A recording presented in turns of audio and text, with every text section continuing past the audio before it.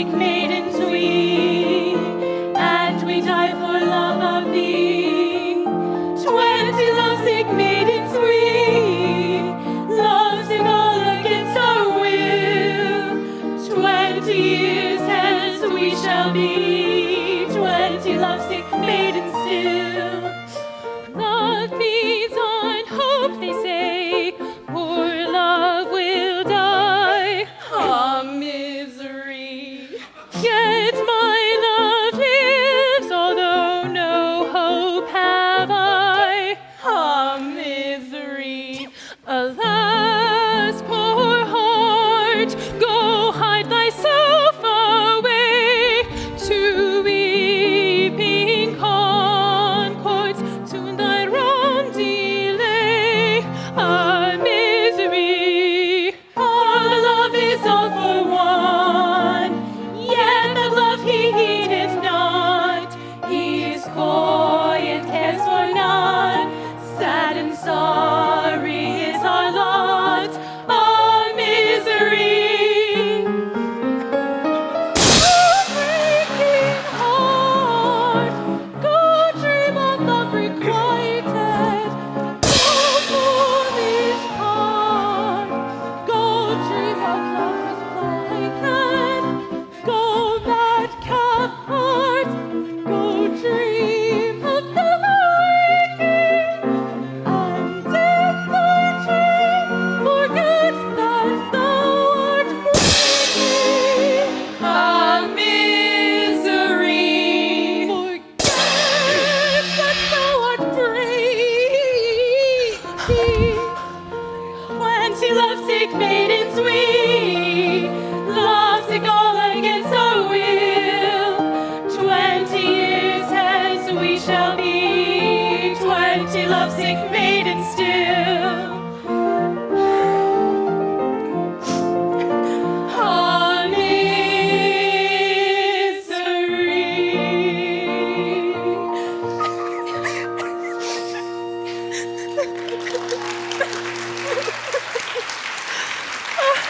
There is a strange magic in this love of ours. Rivals as we all are in the affections of our Reginald, the very hopelessness of our love is a bond that binds us to one another. Jealousy is merged in misery, while he, the very sinecure of our hearts, remains icy and sensible. What have we to strive for? The love of maidens is to him as interesting as the taxes. Would that it were. He pays his taxes. And cherishes the receipts. Happy receipts. Fools! I beg your pardon. Fools and blind. The man loves, wildly loves. But whom? None of us. No, none of us. His weird fancy is lighted for the nonce on Patience, the village milkmaid. On Patience? Oh, it cannot be. Bah! But yesterday I caught him in her dairy, eating fresh butter with a tablespoon. Today he is not well. But Patience has boasted that she has never loved, that love is to her as a sealed book. Oh, he cannot be serious. 'Tis but a passing fancy twill quickly wear away. Oh, Reginald, if you knew what wealth of love lies stored in this rugged old bosom of mine, the milkmaid's triumph would be short indeed.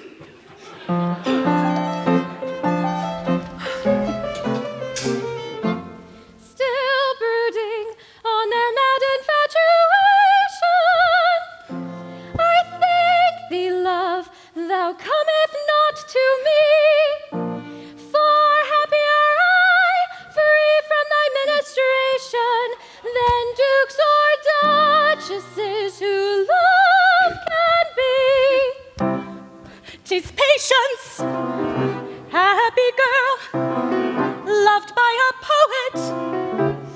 Your pardon, ladies, I intrude upon you.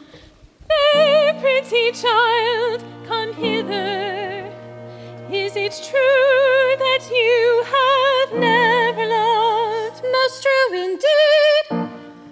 Most marvelous.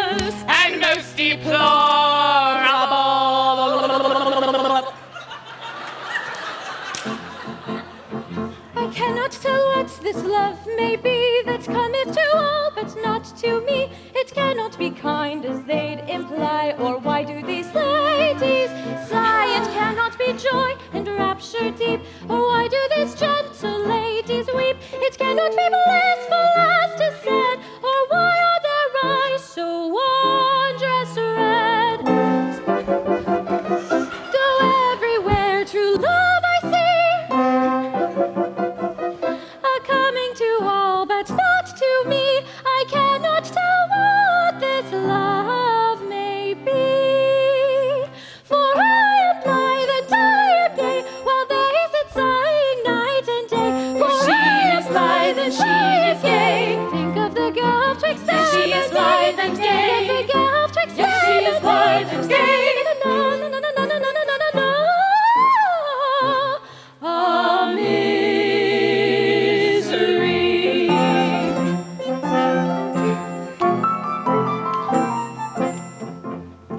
If love is a thorn, they show no wit who foolishly hug and foster it. If love is a weed, how simple they who gather it day by day. If love is a nettle that makes you smart, then why do you wear it next to your heart? And if it be none of these, say I, oh, why do you sit and sob and sigh?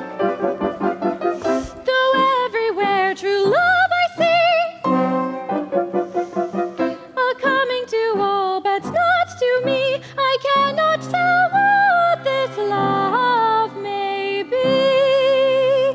For I am blithe and I am gay, while they sit sighing night and day. For she is blithe and she is gay. Think of the gulf twixt them and she is blithe and gay. Think of the gulf twixt them and she is blithe and gay.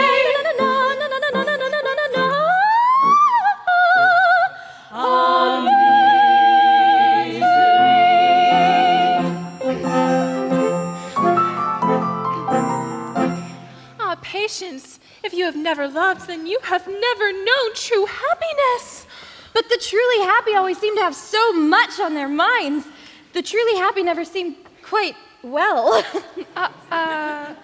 There is a transcendentality of delirium, an acute accentuation of supremest ecstasy, which the earthy might mistake for indigestion. But it is not indigestion. It is aesthetic transfiguration. Enough babble, come.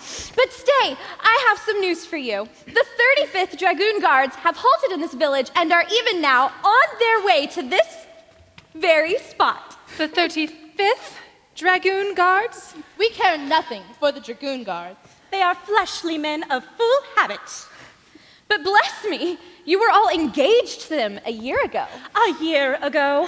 My poor child, you simply don't understand these things. A year ago, they were very well in our eyes, but since then our tastes have become etherealized, our perceptions exalted. Come, it is time to lift our voices in morning carol to our Reginald. Let us to his door. 20 lovesick maidens we, lovesick all against our will. 20 years hence we shall be 20 lovesick maidens still. A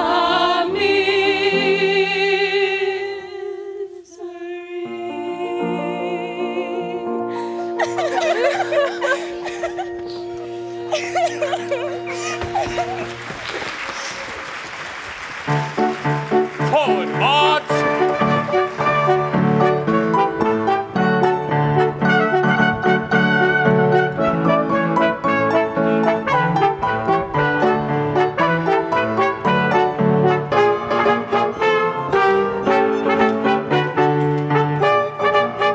Turn up!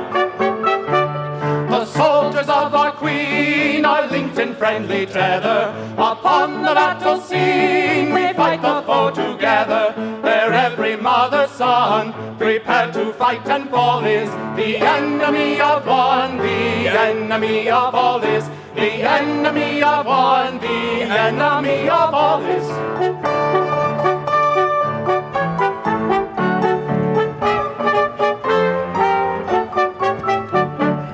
Carry on, Major. Very good, sir.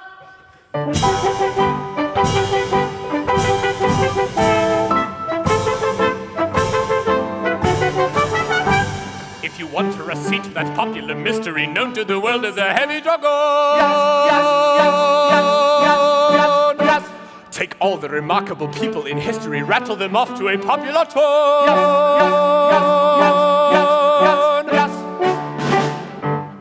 The pluck of Lord Nelson on board of the Victory, genius of Bismarck devising a plan, the humor of Fielding which sounds contradictory, coolness of Pageant about to trip Anne, the science of Julian, the eminent musico, wit of Macaulay who wrote to Queen Anne, the pathos of Paddy as rendered by Busico, style of the Bishop of Sworder and Man, the dash of O'Dorsey, divested of quackery, narrative powers of Dickens or Thackeray, Victor Emmanuel, peacocking Perivale, Thomas Aquinas and Dr. Sacheverell, Tupper and Tennyson, Daniel Defoe, Anthony Trollope and Mr. Gazon. Yes.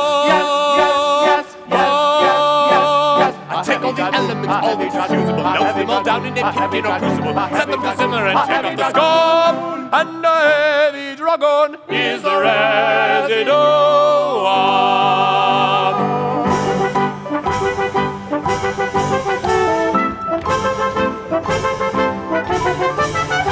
If you want a receipt for that soldier like Paragon, get at the wealth of the Tsar if you can. Family pride of a Spaniard from Aragon, Folsom Mephisto pronouncing a ban. The smack of Lord Waterford, reckless and rollicky, swagger of Roderick heading his clan. The keen penetration of Paddington Pollocky, grace of an obelisk on a divan. The genius strategic of Caesar or Hannibal, skill of Sir Garnet thrashing a cannibal. Flavor of Hamlet, the stranger, a touch of him. Little of Manfred, but not very much of him. A beadle of Burlington, Richardson, Shaw, Mr. Micawber and Madame Tussauds. I take all these elements, all that is fusible, melt them all down in a pipkin or crucible, set them to simmer and take off the scum, and a heavy dragon is the residuum.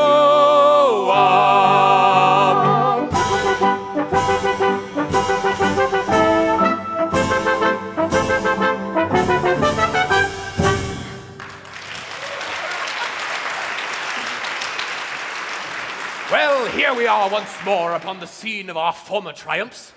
But where is the Duke? Here I am. Come, cheer up. Don't give way. Oh, for that I'm as cheerful as a poor devil can be expected to be, who is the misfortune to be a duke with 1,000 a day. Most men would envy you. Envy me? Tell me, Major, are you fond of toffee? Very. We are all fond of toffee. We are. Yes, and toffee in moderation is a capital thing. But to live on toffee, toffee for breakfast, toffee for dinner, toffee for tea, to have it supposed that you care for nothing but toffee, and that you'd consider yourself insulted if anything but toffee were offered to you. How would you like that, I can quite suppose that under those circumstances, even toffee should become monotonous. For toffee read flattery, adulation, and abject deference, carried to such a pitch that I began at last to think that man was born bent at an angle of 45 degrees. Great heavens, what is there to adulate in me? Am I particularly intelligent? Or remarkably studious? Or excruciatingly witty? Or unusually accomplished? Or exceptionally virtuous? You're about as commonplace a young man as I ever saw. You are. Exactly! That's it, exactly. Thank you all very much. Thank you. Thank you. Thank you. Thank you. Well, I couldn't stand it any longer, so I joined this second-class cavalry regiment. In the army, thought I shall be occasionally snobbed, perhaps even bullied. Who knows? The thought was rapture. And here I am. Yes, and here are the ladies.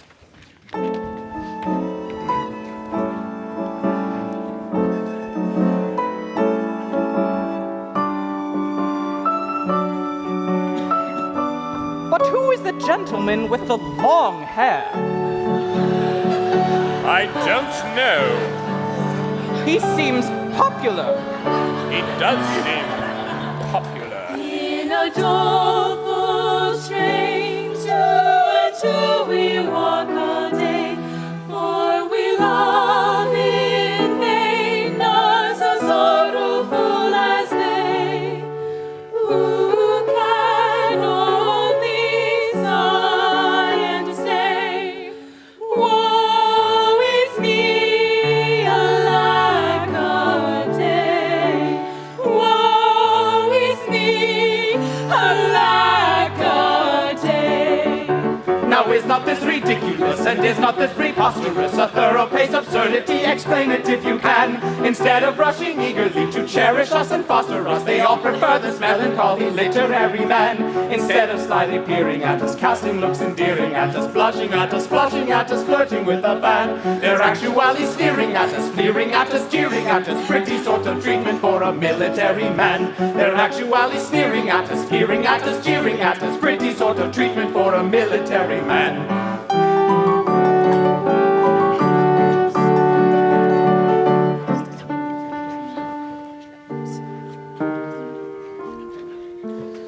Mystic poet, hear our prayer. 20 lovesick maidens we, young and wealthy, dark and fair, all of county family. And we die for love of thee, 20 lovesick maidens we. Yes, we die for love of thee, 20 lovesick maidens we.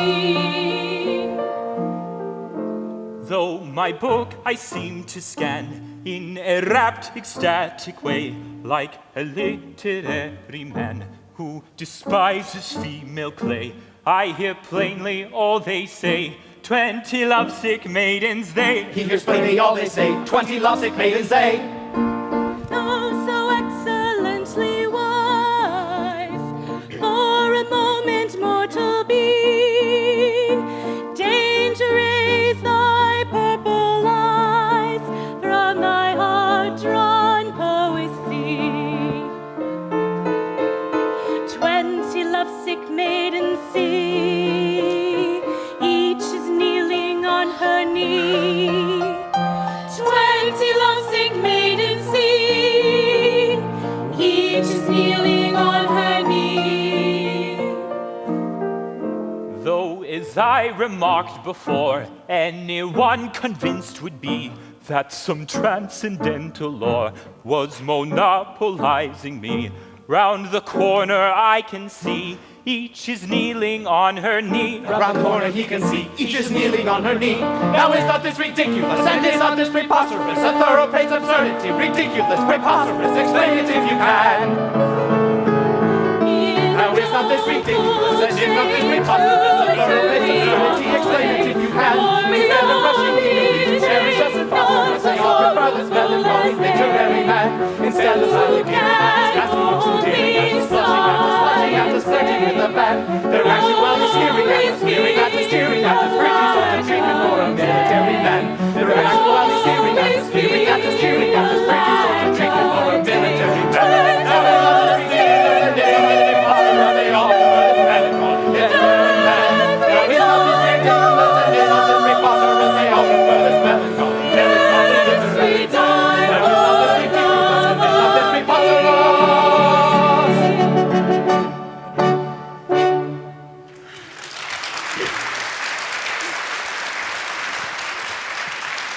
Angela!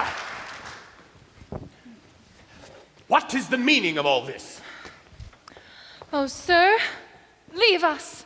Our minds are but too ill-tuned to light love talk. But what in the world has come over you all? Bunthorne has. He has come among us, and he has idealized us. Has he succeeded in idealizing you? He has! Good old Bunthorne. My eyes are open. I droop despairingly. I am soulfully intense. I limp and I cling.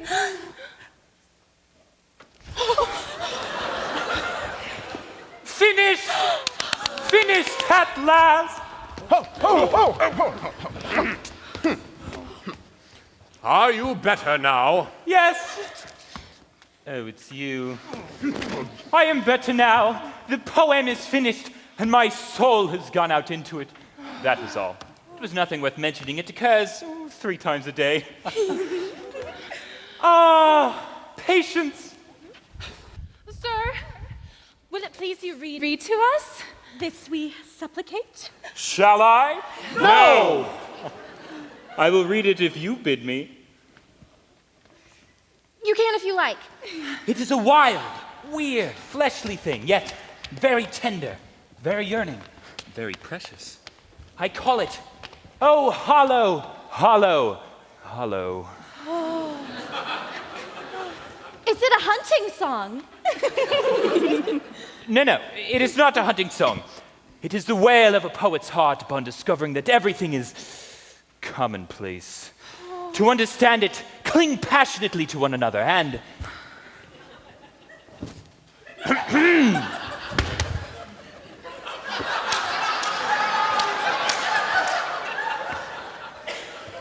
and think of faint lilies. Oh, hollow, hollow, hollow. What time the poet hath hymned, the writhing maid light-limbed, quivering on amaranthine asphodel. How can he hymn her woes, knowing as well he knows that all may be set right with calomel? When from the poet's plinth the amorous colocynth yearns for the aloe faint with rapturous thrills, how can he paint their throes, knowing as well he knows they are only uncompounded pills? Is it, and can it be, nature hath this decree, that nothing poetic in the world shall dwell, or that in all her works something poetic lurks, even in colocynth and calomel? Oh, I cannot tell.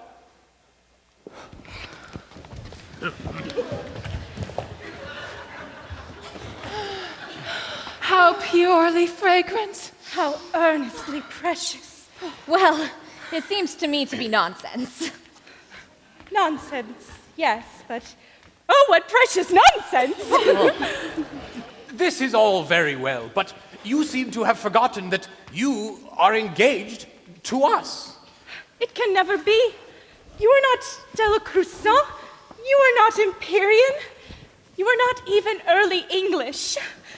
Oh, be early English ere it is too late. Primary colors. Oh, red and yellow. South Kensington. We didn't design our uniforms, but we don't see how they could be improved. No, you wouldn't. Still, there is a nice cobwebby gray velvet tender bloom like cold gravy, which made Florentine 14th century, trimmed with Venetian leather and Spanish altar lace, surmounted with something Japanese, it matters not what, would at least be early English. Come, maidens. 20 lovesick maidens we, lovesick all against our will. 20 years hence we shall be 20 lovesick maidens still. Ah, misery.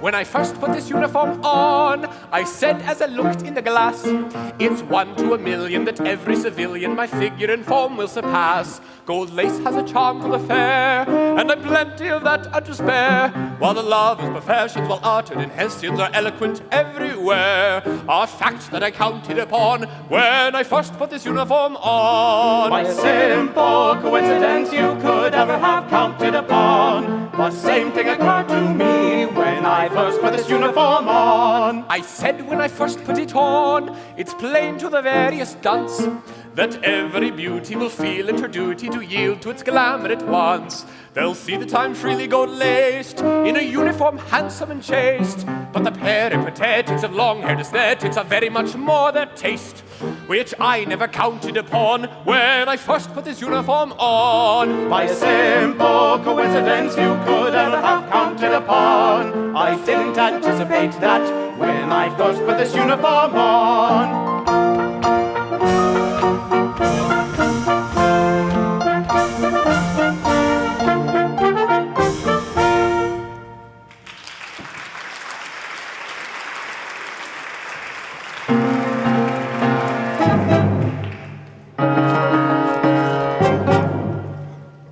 Am I alone and unobserved?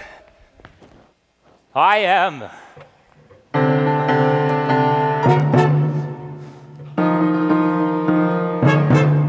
Then let me own I'm an aesthetic sham.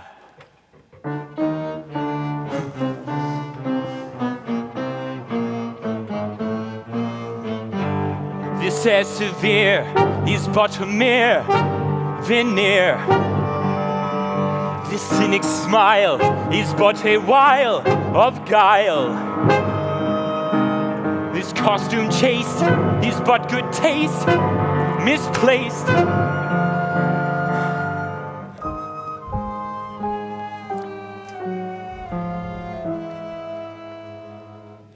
Let me confess, a languid love of lilies does not blight me. Lank limbs and haggard cheeks do not delight me. I do not care for dirty greens by any means. I do not long for all one sees that's Japanese. I am not fond of uttering platitudes and stained glass attitudes. In short, my medievalism's affectation, born of a morbid love of admiration.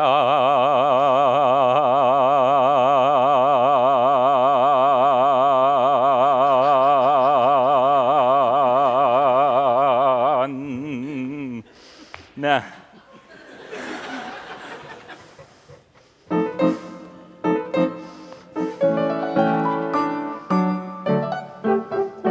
If you're anxious for to shine in the high aesthetic line as a man of culture rare, you must get to pull the germs of the transcendental terms and plant them everywhere.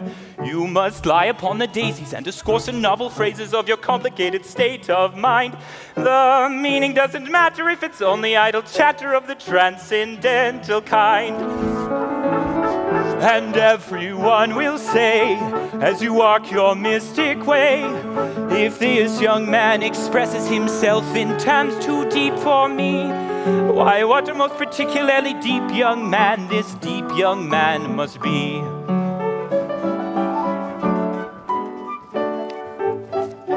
Be eloquent in praise of the very dull old days which have long since passed away, and convince him if you can that the reign of good Queen Anne was culture's palmiest day.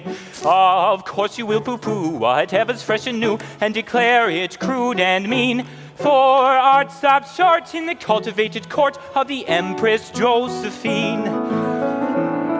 And everyone will say, as you walk your mystic way, if this not good enough for him, which is good enough for me, why, what a very cultivated kind of youth this kind of youth must be.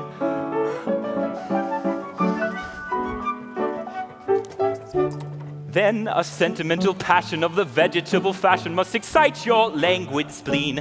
An attachment a la Plato for a bashful young potato, or a not too French bean. Though the Philistines may jostle, you will rank as an apostle in the high aesthetic band. If you walked on Piccadilly with a poppy or a lily in your medieval hand.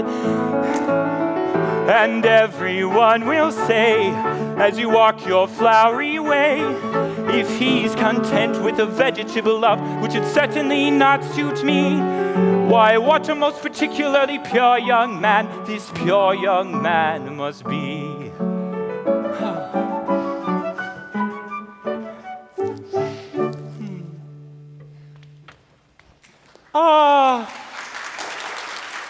Patience! Come hither. Patience, I am pleased with thee. The bitter-hearted one who finds all else hollow is pleased with thee. For you are not hollow, are you? No, thanks, I have dined. But I beg your pardon, I interrupt you. Life is made of interruptions. The tortured soul yearning for solitude writhes underneath them. Oh, but my heart is weary. Oh, I am a cursed thing. Don't go. Really, I'm very sorry. Tell me, girl, do you ever yearn? I yearn my living. No. Do you know what it is to be heart-hungry? Do you know what it is to yearn for the indefinable and yet be brought face to face daily with the multiplication table? Do you know what it is to seek oceans and to find puddles? Oh, that's my case. Oh, I am a cursed thing. Don't go. If you please, I don't understand you. You frighten me. Well, don't be frightened. It's only poetry. Well, if that's poetry, I don't like poetry. Don't you? Can I trust her? Patience, between you and me, I don't like poetry. It's hollow, insubstantial, unsatisfactory. What's the use of yearning for Elysian fields when you know you can't get them and would only let them out on building leases if you had them? Sir, Patience, I have long loved you. Let me tell you a secret. I'm not as bilious as I look. If you like, I will cut my hair. There's more innocent fun within me than the casual spectator could imagine. You've not seen me frolicsome. But be a good girl, a very good girl, and one day you shall. If you're fond of touch-and-go jocularity, this is the shop for it. Sir, I will speak plainly. In the matter of love, I am untaught. I have never loved but my great aunt.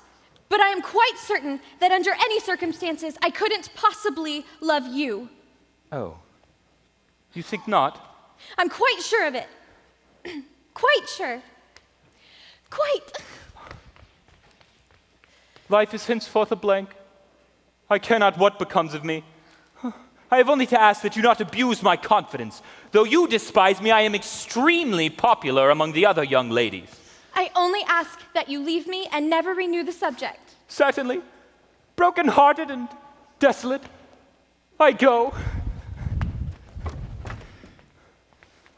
Oh, to be wafted away from this block Akeldama of sorrow, where the dust of an earthy today is the earth of a dusty tomorrow. It is one of my own I wrote. I call it Heart Foam. I shall not publish it. Farewell, Patience. Patience, Patience. Oh. Farewell. What on earth does it all mean? Why does he love me? Why does he expect me to love him? He's not a relation. It frightens me. Why, Patience? What is the matter? Lady Angela. Lady Angela, tell me two things.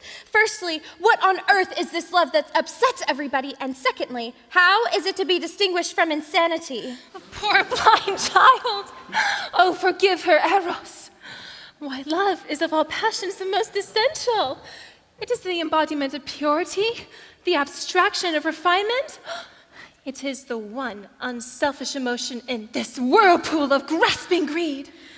Oh, no. Oh! Why are you crying? To think that I have lived all of these years without experiencing this ennobling and unselfish passion. Why, what a wicked girl I must be, for it is unselfish, isn't it? Absolutely. Love that is tainted with selfishness is no love. Oh, try to love. It really isn't difficult if you give your whole mind to it. I will set about it at once.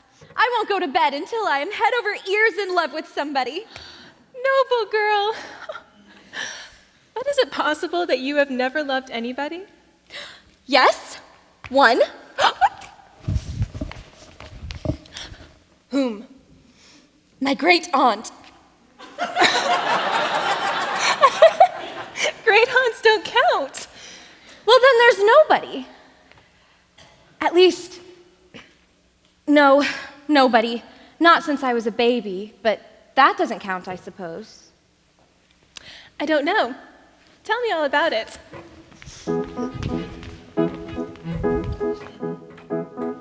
Long years ago, 14 maybe, when but a tiny babe of 4, another baby played with me, my elder by a year or more. A little child with beauty rare, with marvelous eyes and wondrous hair, who in my child I seemed to me all that a little child should be.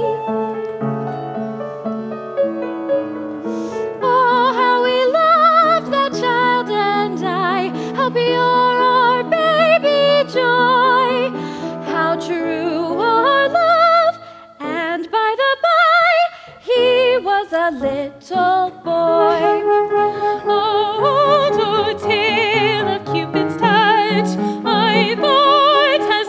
I thought as much, he was a little boy. Pray don't misconstrue what I say. Remember, pray, he was a little boy. No doubt, in spite of all your pains, the interesting fact remains, he was a little boy. No doubt, in spite of all your pains, the interesting fact remains, he was a little boy. He was a little boy.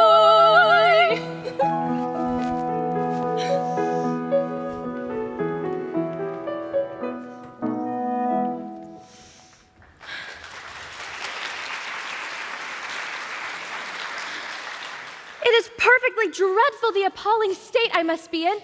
I had no idea that love was a duty. No wonder they all look so unhappy.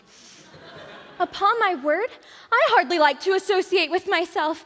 I don't think I'm respectable. I will go at once and fall in love with the stranger. Prithee, pretty maiden, prithee tell me true. Hey, but I'm doleful, willow, willow, waly. Have you e'er a lover a-dangling after you? Hey, willow, waly, oh, I would fain discover if you have a lover. Hey, willow, waly, oh. Gentle sir, my heart is frolicsome and free. Hey, but he's doleful, willow, willow, waly. Nobody I care for comes a-courting me. Hey, willow, waly, oh. Nobody I care for comes a-courting, therefore. Hey, willow, waly, oh. Prithee, pretty maiden, will you marry me?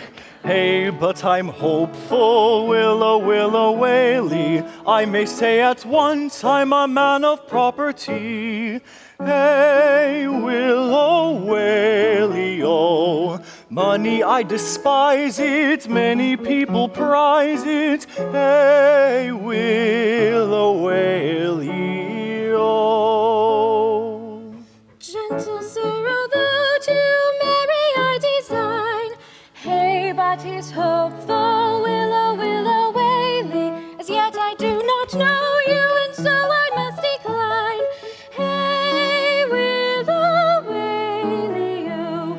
'Twother maidens know you, as yet I do not know you. Hey, willow, waly, oh. Patience, can it be that you don't recognize me? Recognize you? Indeed I don't. Have 15 years so greatly changed me? 15 years, what do you mean? Have you forgotten the friend of your youth? Your Archibald? Your little playfellow? Oh, Kronos! Kronos, this is too bad of you! Archibald, is it possible? Let me look. It is! It is! It must be! Oh, how happy I am! I thought we should never meet again! And how you've grown!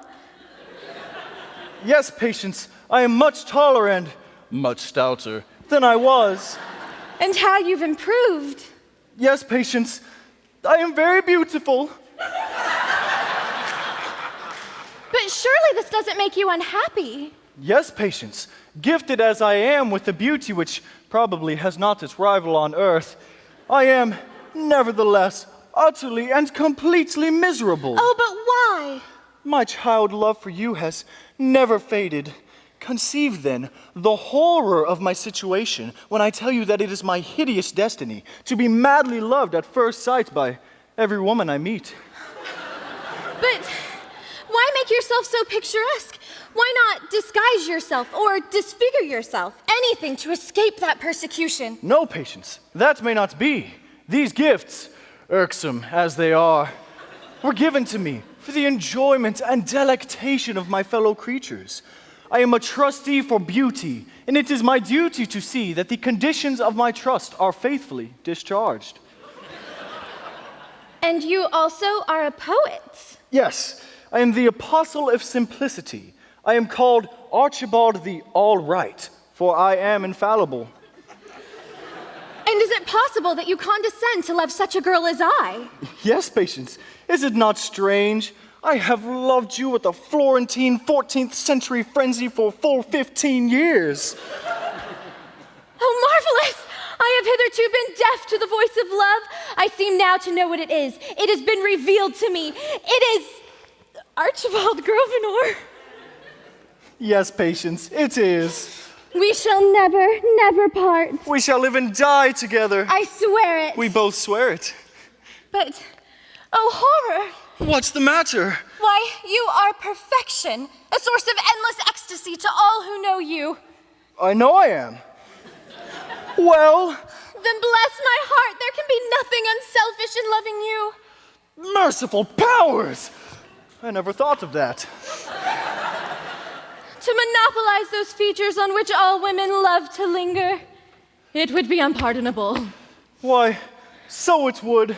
Oh, fatal perfection! Again you interpose between me and my happiness. If only you were a thought less beautiful than you are.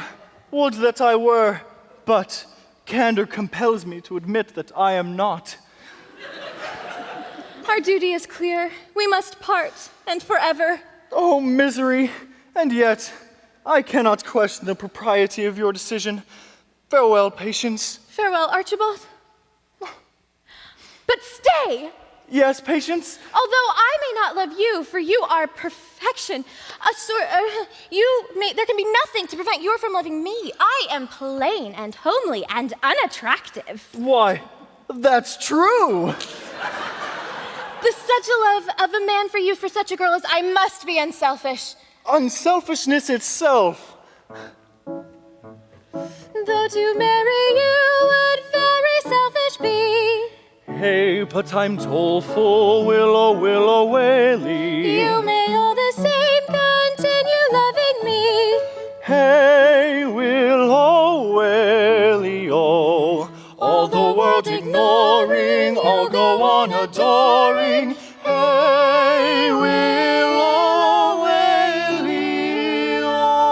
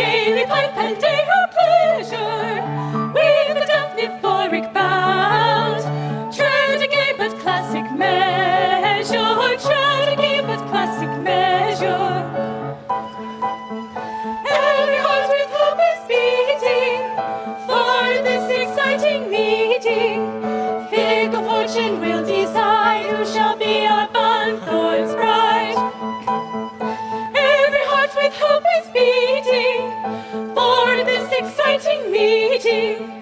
Pick a fortune, we'll decide who shall be your Bunthorne's bride. Let the merry cymbal sound, gaily pipe and day her pleasure, with the Daphne forward bound. Tread a gay but classic measure. Tread a gay but classic measure. Classic measure.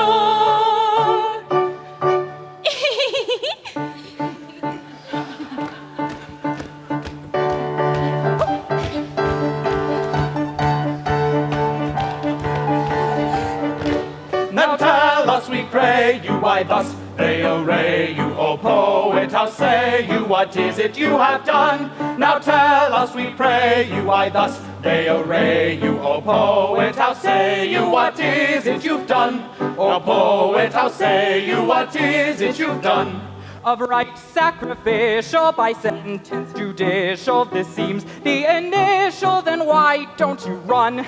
They cannot have led you to hang or behead you, nor can they all wed you, unfortunate one. Then tell us, we pray you, why thus they array you, O poet, how say you, what is it you've done? Heartbroken at my patience's barbarity, by the advice of my solicitor, in aid of a deserving charity, I put myself up to be raffled for. By the advice of his solicitor, he's put himself up to be raffled for. Oh, horror! Urged by his solicitor, he's put himself up to be raffled for. Oh, heaven's blessing on his solicitor. A hideous curse on his solicitor. Heaven's blessing on his solicitor. A hideous curse on his solicitor. A blessing A curse! on his A solicitor. curse on his solicitor. Goodness gracious! Stay, we implore you, before our hopes are blighted. You see before you the men to whom you're plighted. Stay, we implore you, for we adore you. To us you're blighted, to be united. Stay, we implore you.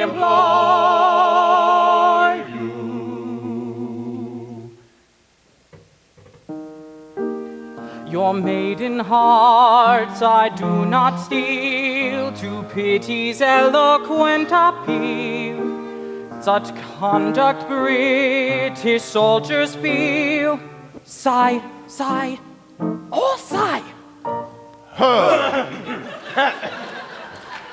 To foemen steel we rarely see a British soldier bend the knee. Yet one and all they kneel to ye. Kneel, kneel, all kneel.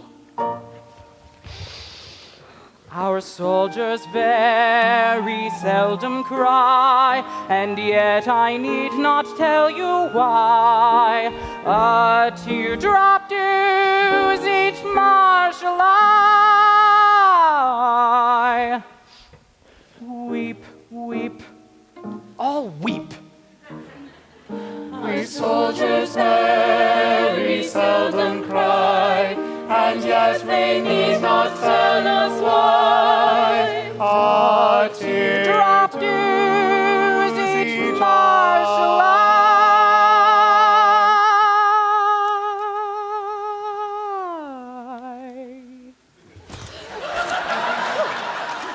Weep, weep,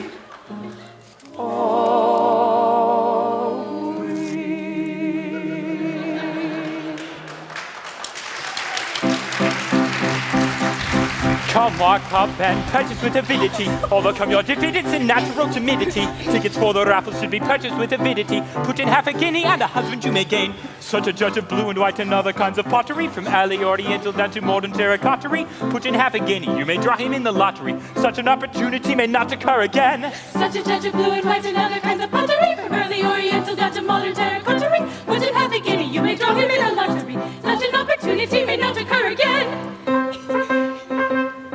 We've been thrown over, we're aware, but we don't care, There's fish in the sea, no doubt of it, as good as ever came out of it. And someday we shall get our share. So we don't care, Reverse. Bob.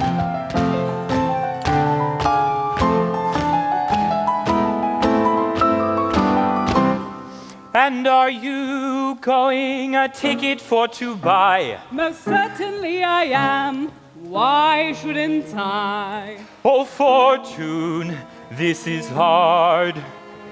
Blindfold your eyes. 2 minutes will decide who wins the prize. Oh, fortune, to my aching heart be kind. Like Ross, thou art blindfolded, but not blind.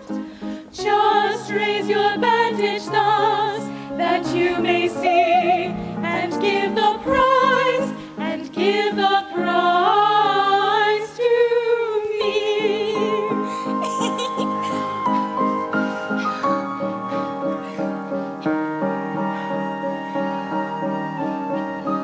Come, Lady Jane, I pray you draw the first. He loves me best. I want to know the worst. Hold! Stay your hand! What means this interference of this bold girl? I pray you make a clearance. Away with you, and to your milk pails go. She wants a ticket, take a dozen. No! If there be pardon in your breast for this poor penitent, who with remorseful thought abreast sincerely doth repent, if you with one so lowly still desire to be your light, then you may take me if you will, for I will be your bride. Oh, shameless one, oh, bold facing, away run, go take your wing. Oh, away you run, go take your wing. You shameless one, you bold facing. How strong is love for many and many a week. She's loved me fondly and yet feared to speak. But nature, for restraint too mighty far, has burst the bonds of art. And here we are. No, Mr. Bunthorne, no, you're wrong again. Permit me, I'll endeavor to explain.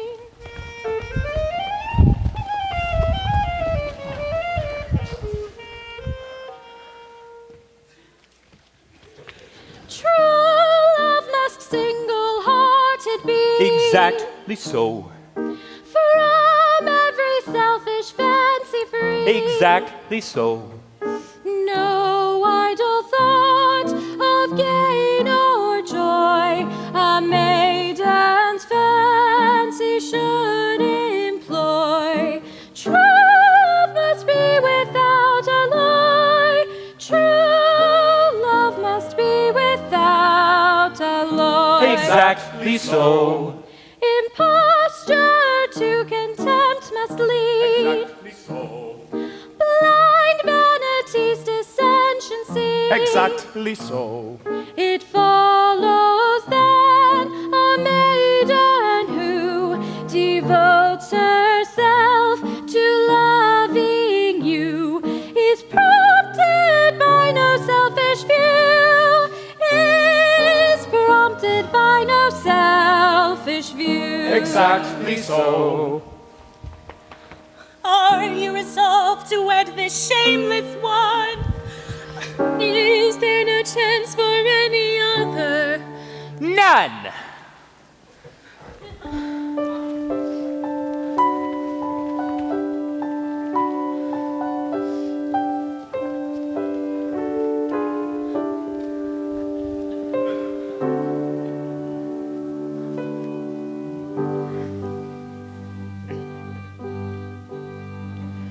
I hear the soft note of the echoing voice of an old love long dead.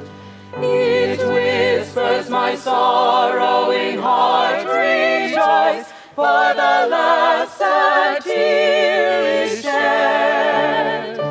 The pain that is all but a pleasure will change for the pleasure that's all but pain. And never, oh never, our hearts will range from that old love again. Yes, the pain that is all but a pleasure will change for the pleasure that's all but pain. And never, oh never, our hearts will range from that old love again. Oh, never, our hearts will range. Oh never, our hearts will range from that old love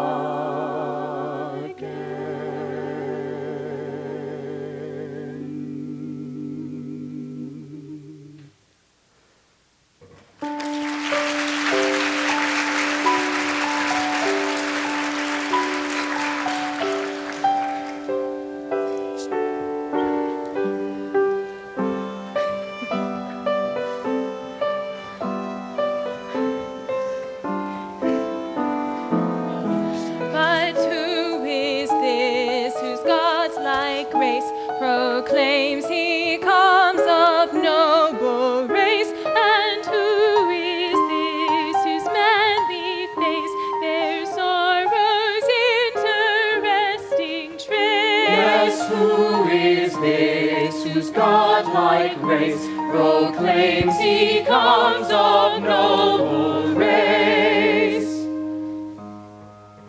I am a broken-hearted troubadour whose mind's aesthetic and whose tastes are pure.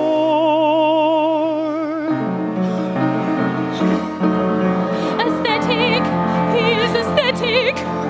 Yes, I am aesthetic and poetic. Then we love you. They love him, horror. They love him, horror. They love me, horror, horror, horror. On yes, the Atlantic's best above the open sea confess. They share like these on turn at close in light and lost distracting close. I share my curse and confess. Their love they all can confess. Their love they all can confess. Their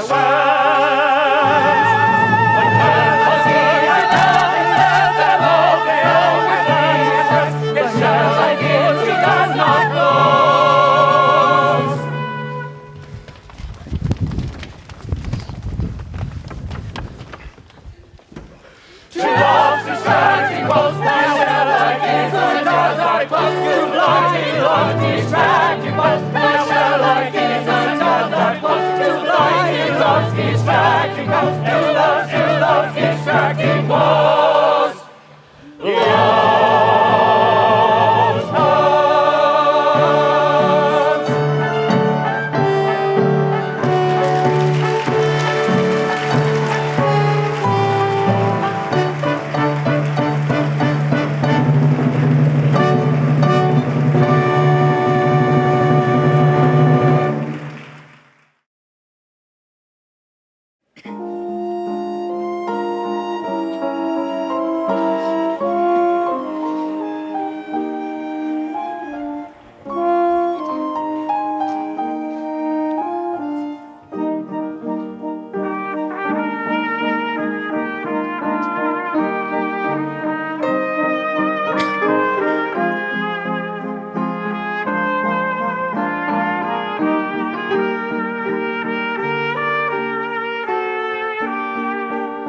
On such eyes as maidens cherish, let thy fond adorers gaze, or incontinently perish in their all-consuming rays, or incontinently perish in their all-consuming rays.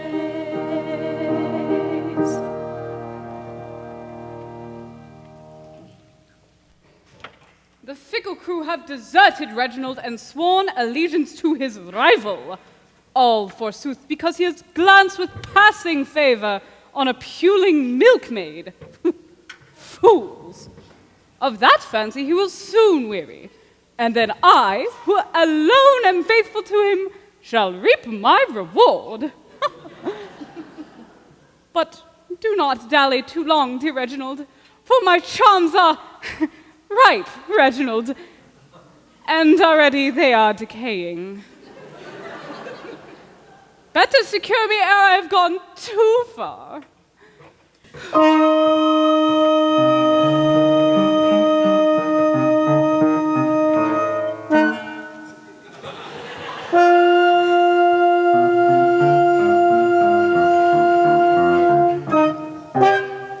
Sad is that woman's lot, who year by year sees one by one her beauties disappear.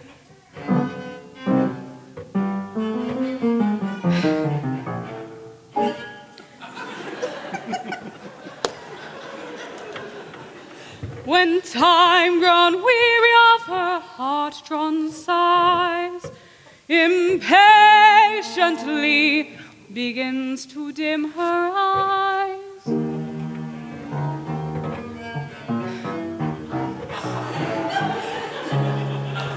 Compelled at last in life's uncertain gloamings to wreathe her wrinkled brow with well-saved combings, reduced with rouge, lip salve, and pearly gray, to make up for lost time as best she may.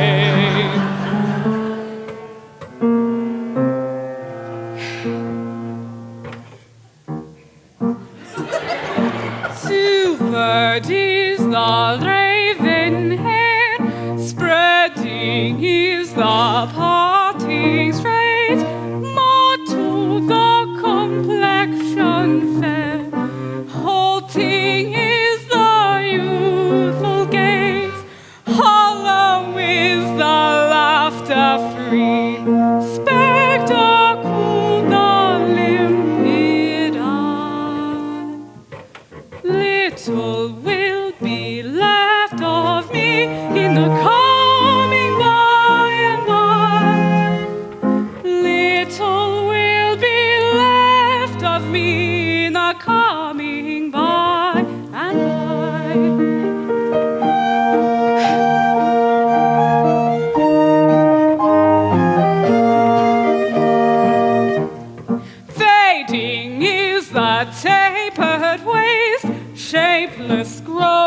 shapely limbs, and although severely laced, spreading is the figure trim, stouter than I used to be, still more corpulent the while.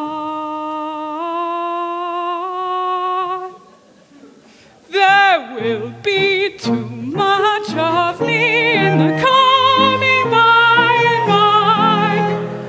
There will be too much of me in the coming by and by.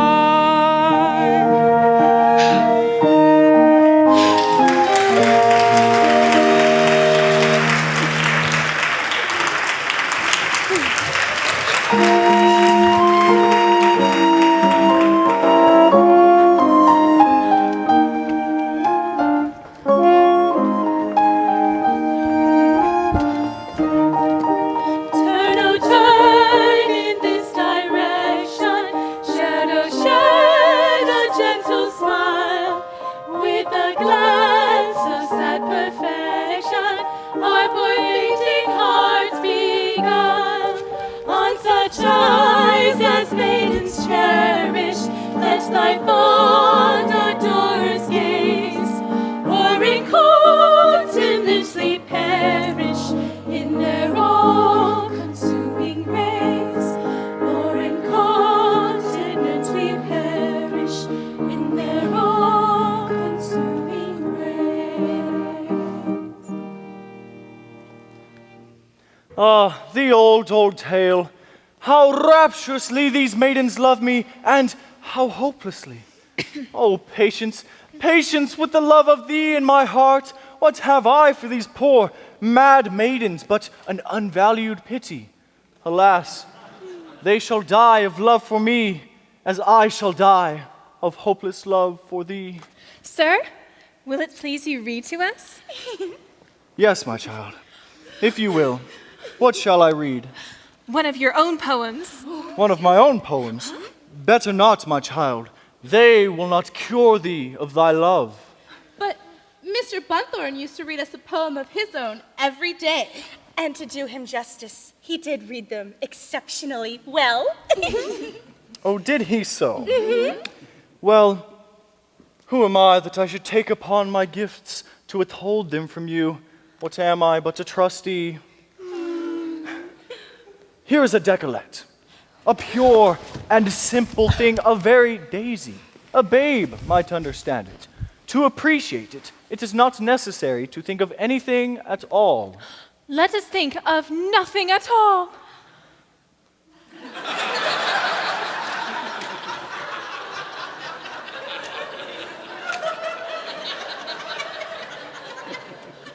Gentle Jane was as good as gold. She always did as she was told. She never spoke when her mouth was full, or caught blue bottles, their legs to pull, or spilt plum jam on her nice new frock, or put white mice in the 8-day clock, or vivisected her last new doll, or fostered a passion for alcohol. When she grew up, she was given in marriage to a first-class earl who keeps his carriage. I believe I am right in saying that there is not one word in that decollete which is calculated to bring the blush of shame to the cheek of modesty. Not one. It is purity itself. Here is another. Teasing Tom was a very bad boy. A great big squirt was his favorite toy. He put live shrimps in his father's boots and sewed up sleeves of his Sunday suits. He punched his poor little sisters' heads and cayenne peppered their 4-post beds. He plastered their hair with cobbler's wax and dropped hot halfpennies down their backs. The consequence was he was lost totally and married a girl into the Corps de Ballet. Mark to you how grandly, how relentlessly the damning catalogue of crimes strode on, till retribution, like a poised hawk, came swooping down upon the wrongdoer. Oh, it was terrible. Oh, sir,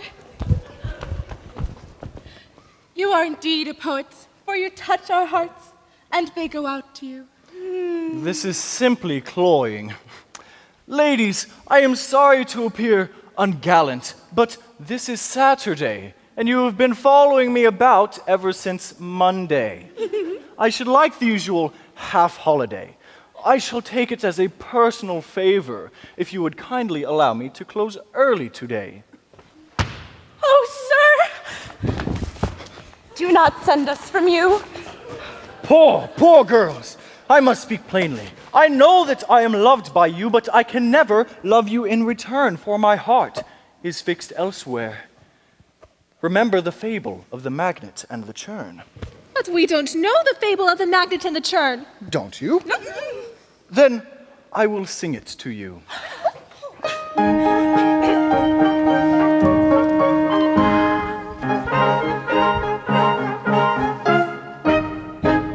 A magnet hung in a hardware shop, and all around was a loving crop of scissors and needles, nails and knives, offering love for all their lives. But for Arn the magnet felt no whim. Though he charmed Arn, it charmed not him. From needles and nails and knives he'd turn, for he'd set his love on a silver churn. A silver churn. A silver churn is most aesthetic, very magnetic. Fancy took this turn. If I can wheedle a knife or a needle, why not a silver churn? Is most aesthetic, very magnetic. Fancy took this turn. If I can wheedle a knife or a needle, why not a silver churn?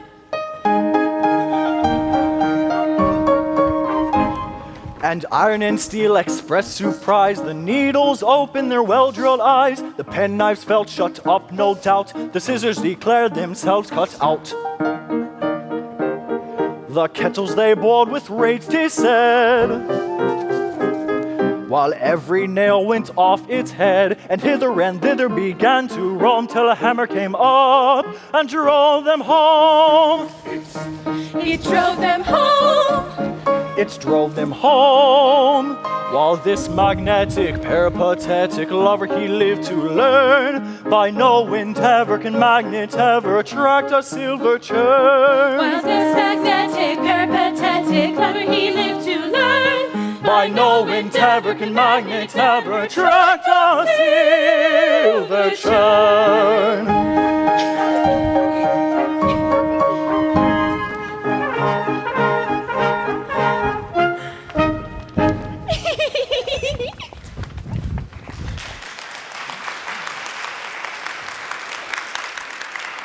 At last they are gone. What is this mysterious fascination I seem to exercise over all I come across? A curse upon my fatal beauty, for I am sick of conquests. Patience! I have escaped with difficulty from my Reginald.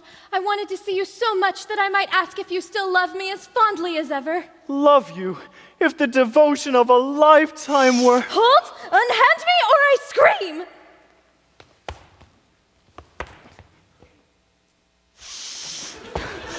If you are a gentleman, pray remember I am another's. But you do love me, don't you?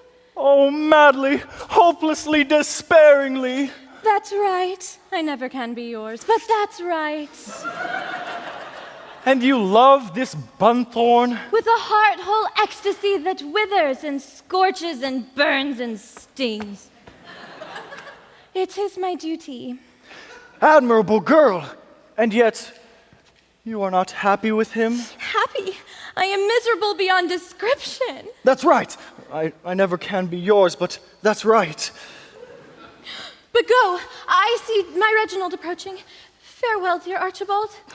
I cannot tell you how happy it has made me to know that you still love me. If only I dared. Sir, this language to one who has promised to another. Oh, Archibald, think of me sometimes. My heart is breaking. He is so unkind to me. You would be so loving. Loving? Advance one step, and as I am a good and pure woman, I scream. Farewell, Archibald. Stop there. Think of me sometimes. Advance at your peril. Once more, adieu.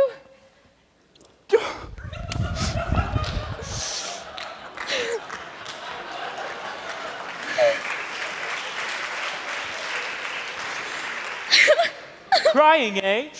What are you crying about? I was only thinking of how dearly I love you. Love me? Bah. Love him? Bah! Don't you interfere. He always crushes me. Reginald, what is the matter? If you have any sorrow, tell it to me, that I may share it with you. It is my duty. With whom were you talking just now? With dear Archibald. With dear Archibald, upon my honor, this is too much. A great deal too much. Do be quiet. Crushed again. Why, I think he is the noblest, purest, most perfect being I have ever met. But I don't love him. It is true that he is devotedly attached to me, but I do not love him. Whenever he grows affectionate, I scream! It is my duty. I dare say. So do I. I dare say. Why, how can I love him and love you too? You can't love two people at once. Oh, can't you though? No, you can't. I only wish you could. I don't believe you know what love is. Yes, I do. There was a happier time when I didn't, but a bitter experience has taught me.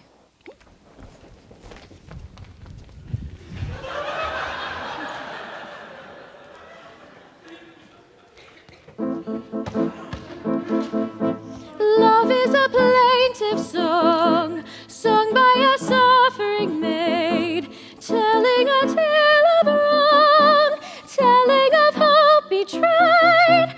Turn to each changing note, sorry when he is sad, blind to his every mote, merry when he is glad, merry when he is glad. Love that no wrong can cure, love that is always new, that is the love that's pure, that is the love that's true. Love that no wrong can cure, love that is always new, that is the love that's pure, that is the love that's true.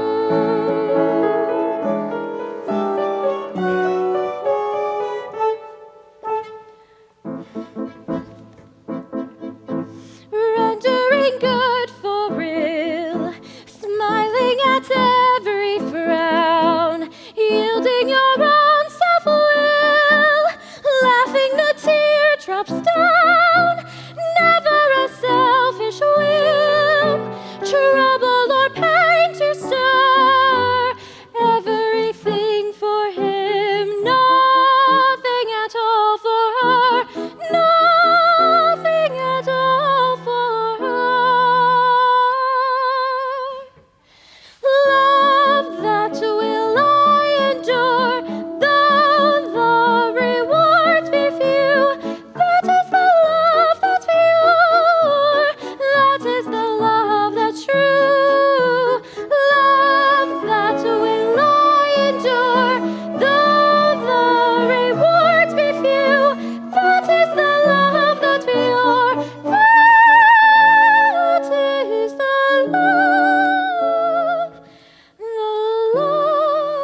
that's true.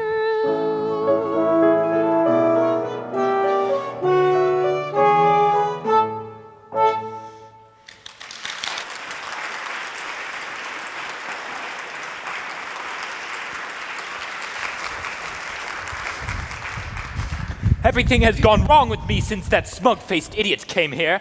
Before that, I was admired. I may say loved. Too mild. Adored. Do let a poet soliloquize. The demoiselles used to follow me wherever I went. Now they all follow him. Not all. I am still here. Yes, and what a pretty damoiselle you are. No, not pretty. Massive. Oh, but cheer up. Oh, I am still here. I will never leave you, I swear it. oh, thank you, Jane. I know what it is. It's his confounded mildness. They find me too highly spiced, if you please. And no doubt I am highly spiced. Not for my taste. Oh, no. But I am for theirs. I know.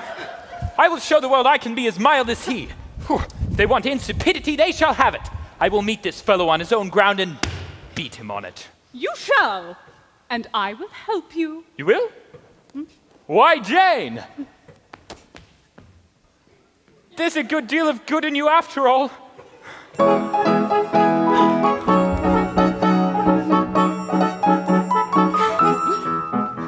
So go to him and say to him with compliment ironical. Sing hey to you, good day to you, and that's what I shall say. Your style is much too sanctified, your cut is too canonical. Sing ba to you, ha ha to you, and that's what I shall say. I was the beau ideal of a morbid young ascetic who to doubt my inspiration was regarded as heretical, till you cut me out with your placidity metical. Sing boo to you, poo poo to you, and that's what I shall say. Sing boo to you, poo poo to you, and that's what I shall say. Sing hey to you, good day to you, sing good day to you, ha ha to you, sing boo to you, and that's what you should say. Sing hey to you, good day to you, sing boo to you, ha ha to you, sing boo to you, and that's what I shall say. Boo, boo, and that's what I should say. Ba, boo, ba, boo, and that's what I should say.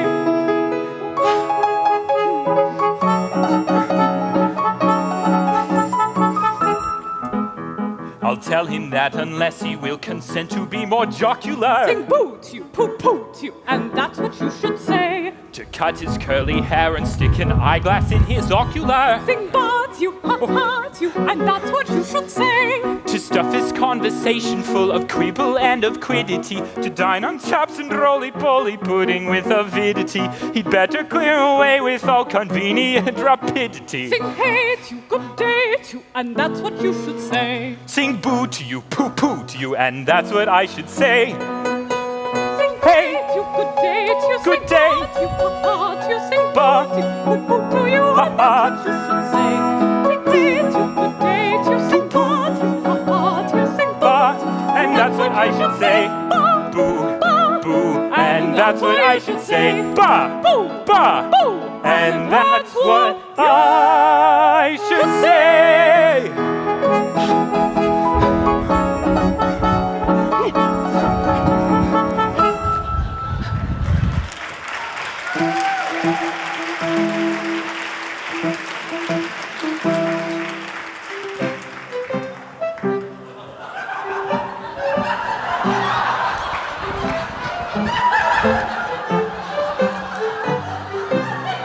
It's clear that medieval art alone retains its zest. To charm and please its devotees, we've done our little best. We're not quite sure if all we do has the early English ring, but as far as we can judge, it's something like this sort of thing. You hold yourself like this, you hold yourself like that. By hook and crook you try to look both angular and flat. We venture to expect that what we recollect, though but a part of true high art, will have its due effect.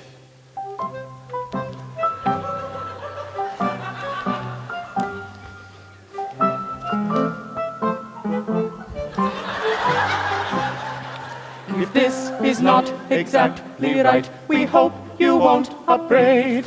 You can't get high aesthetic taste like trousers ready-made. True views on medievalism time alone will bring, but as far as we can judge, it's something like this sort of thing. You hold yourself like this, you hold yourself like that. By hook and crook you try to look both angular and flat. To cultivate the trim rigidity of limb, you ought to get a marionette and form your style on him.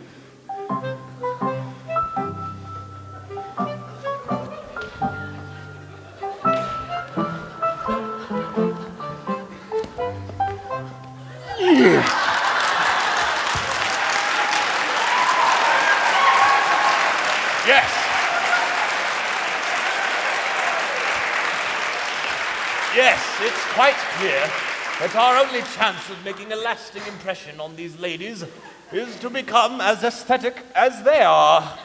No doubt. The only question is how far we've succeeded in doing so. I don't know why, but I can't help feeling this is not quite right. I don't like it. I never did. I don't see what it means. I do it, but I don't like it. My good friend, the question is not whether we like it, but whether they do. They understand these things. We don't. Now, I shouldn't be surprised if all of this is effective enough. At a distance. I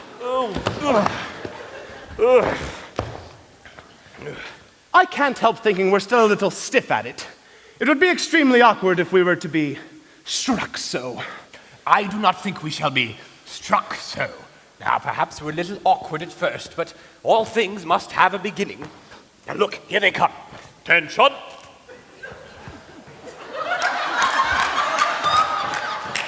Oh, Saphir! See? The immortal fire has descended on them, as they are of the inner brotherhood.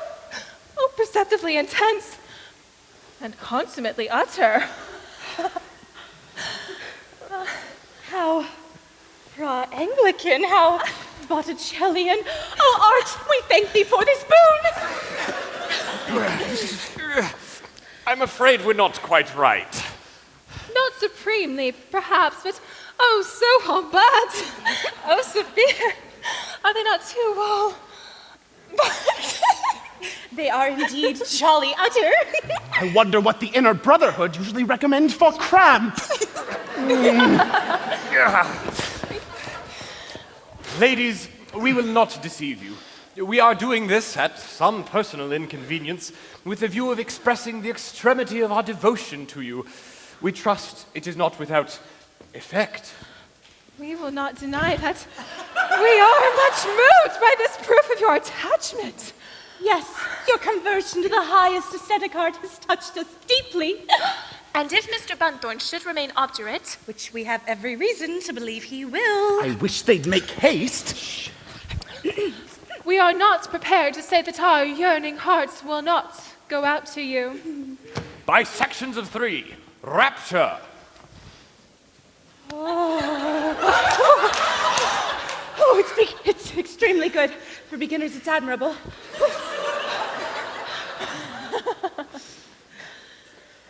The only question is, who will take who? Whom? Well, the Duke chooses first as a matter of course. Oh, I really couldn't. You are too good. Nothing of the kind. You are a fine matrimonial fish, and it is only fair that each of these ladies have a chance of hooking you. It's perfectly simple. Observe. Suppose you choose Angela. I would take Sophia. Major takes nobody. Suppose you choose Sophia. Major takes Angela. I take nobody.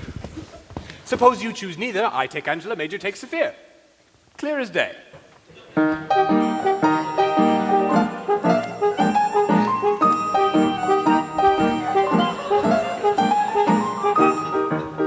If Saphir I choose to marry, I shall be fixed up for life. Then the colonel need not tarry, Angela can be his wife. In that case unprecedented, single I shall live and die. I shall have to be contented with their heartfelt sympathy. He will have to be contented with a heartfelt sympathy. In that case unprecedented, single I must live and die. I will have to be contented with their heartfelt sympathy. I will have to be contented with their heartfelt sympathy. I will have to be contented with their heartfelt sympathy.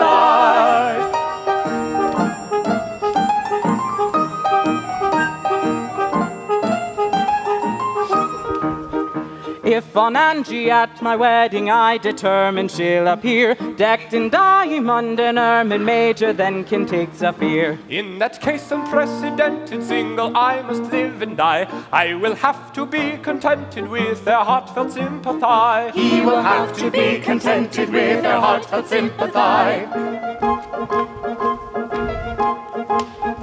In that case unprecedented, single he must live and die. He will have to be contented with a heart that sympathize. He will have to be contented with a heartfelt sympathize. He will have to be contented with a heartfelt sympathize.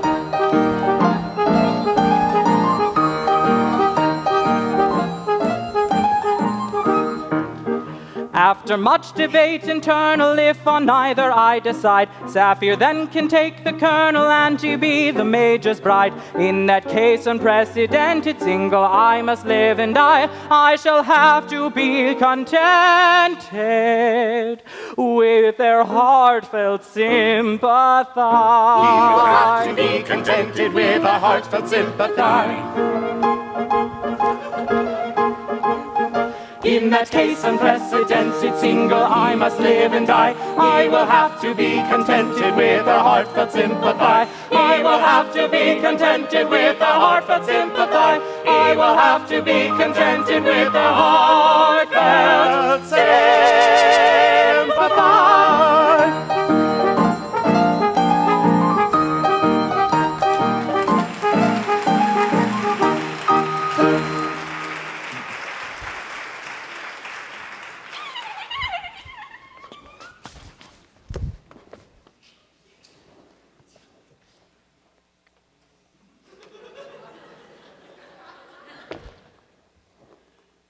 Ah, it is very pleasant to be alone.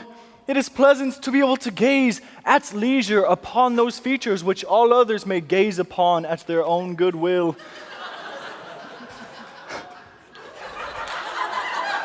I am a very Narcissus. It's no use. I cannot live without admiration. Ever since that Grosvenor came here, insipidity has been at a premium. Ah, he is there. Ah, Bunthorne, come here. Look, look. Very graceful, isn't it? Allow me, I haven't seen it. Ah, yes. Very graceful. Oh, good gracious, not that. This. Oh, but you can't mean that. Bah! I am in no mood for trifling.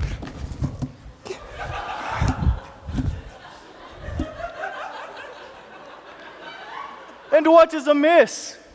Ever since you came here, you have entirely monopolized upon the attentions of the young ladies. I do not like it, sir.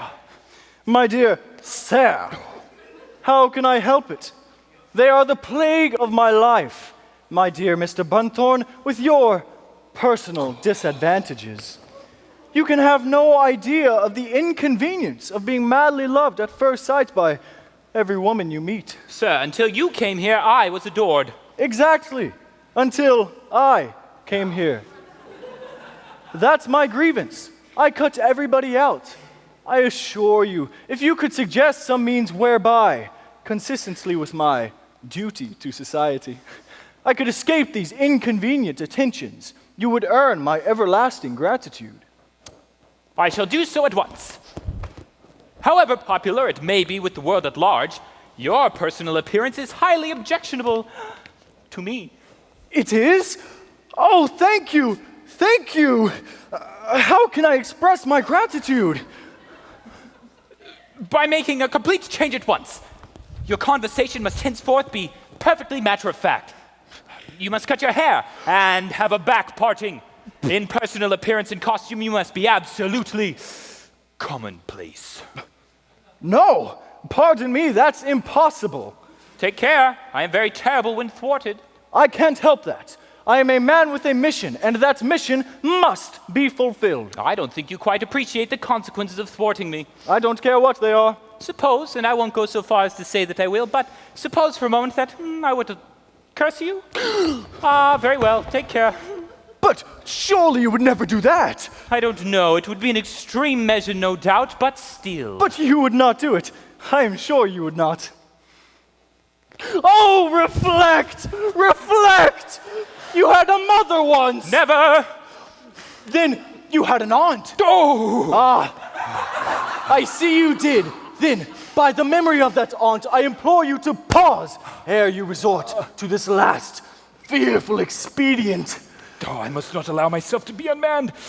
Consent at once, or may a nephew's curse! Hold!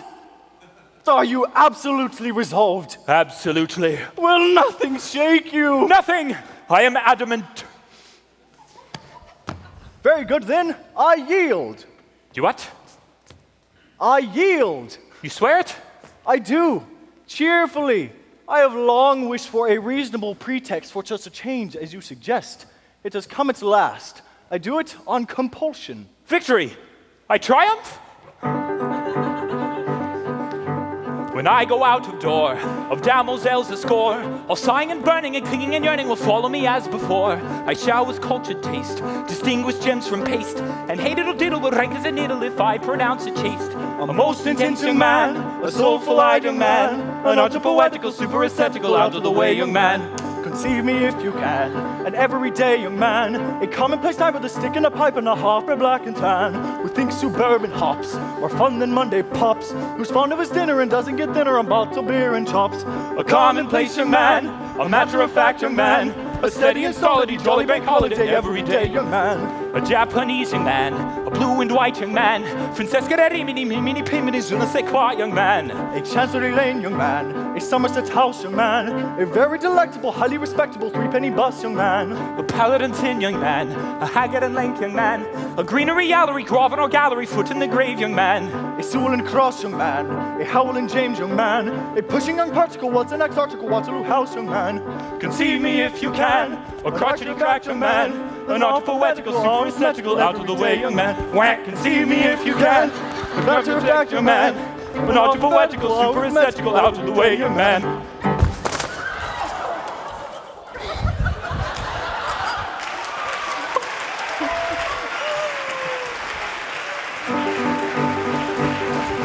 When I go out the door, of damoiselles a score, all sighing and burning and clinging and yearning will follow me as before. I shall with cultured taste distinguish gems from paste, and hated or diddle will rank as a needle if I pronounce it chaste. A most intense young man, a soulful-eyed young man, an art-poetical, super-aesthetical, out of the way young man. Conceive me if you can, matter-of-fact young man, an alphabetical, arithmetical, everyday young man, a commonplace type with a stick and a pipe and a harp and black and tan. A commonplace young man, matter-of-fact young man, steady and solid, jolly bank holiday everyday young man. A Japanese young man, a blue and white young man, Francesca Rimini, Mimini Pimini, Zuna Sequa young man. A Chancery Lane young man, a Somerset House young man, a very delectable, highly respectable threepenny bus young man. A pallid and thin young man, a haggard and lank young man, greenery gallery, Grosvenor gallery, foot in the grave young man. A Sewell and Cross young man, a Howell and James young man, a pushing young particle, what's the next article, Waterloo House young man. Conceive me if you can, a crotchety cracked young man, an art-poetical, super-aesthetical, out of the way young man. Conceive me if you can, a crotchety cracked young man, an art-poetical, super-aesthetical, out of the way young man.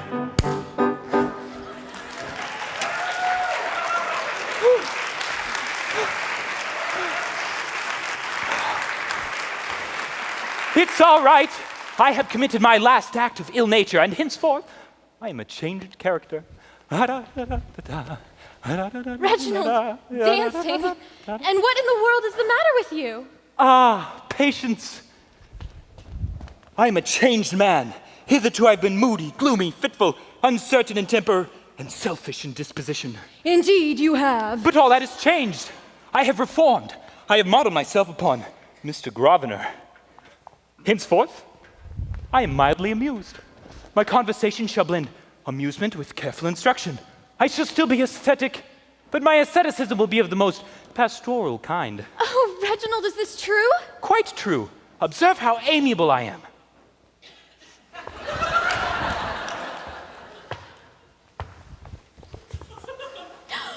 But how long will this last? With occasional intervals for rest and refreshment, as long as I do. Oh, Reginald, I am so happy!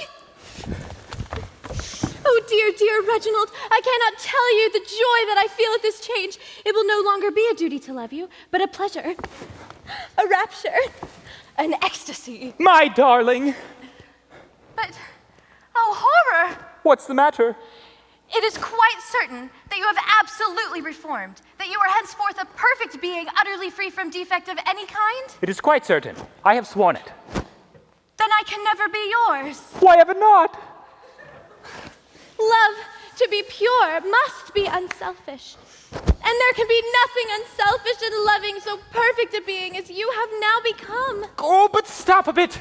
I don't want to change or relapse or become as I was. Interrupted. Go.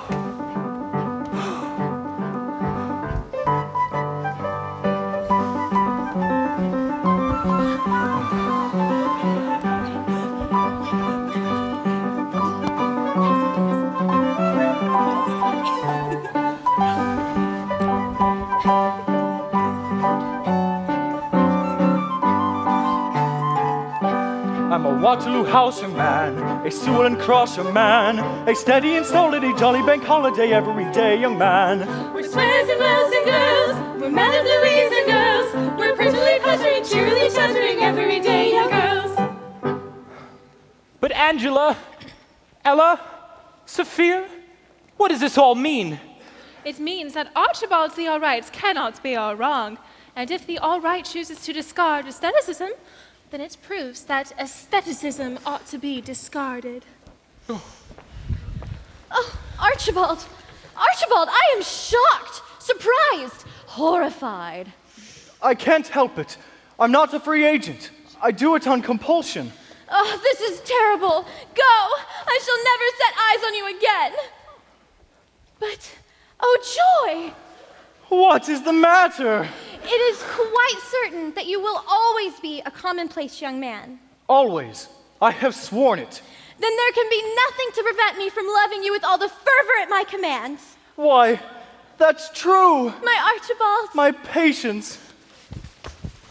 Crushed again.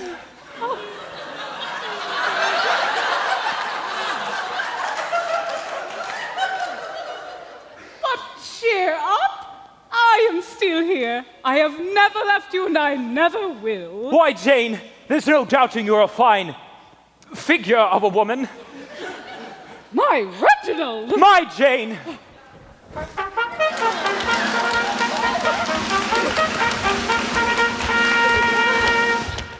Ladies, the Duke has at length determined to select a bride.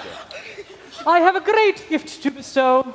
Approach such of you as are truly lovely.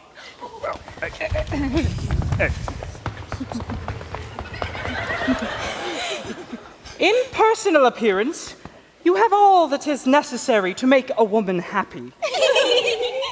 In common fairness, I think I ought to choose the only one among you who has the misfortune to be distinctly plain. Jane! Duke!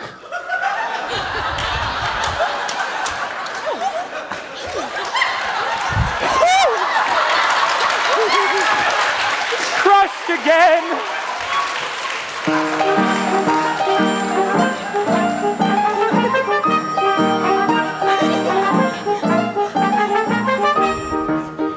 After much debate internal, I and Lady Jane decide Sapphire now may take the colonel, Angie be the major's bride. In that case, unprecedented, single, I must live and die. I still have to be contented with a tulip or lily. He will have to be contented with a tulip or lily. In that case, unprecedented, single, I must live and die. He will have to be contented with a tulip or lily. Greatly pleased with one another to get married, they decide. Each of us will wed the other, nobody be by.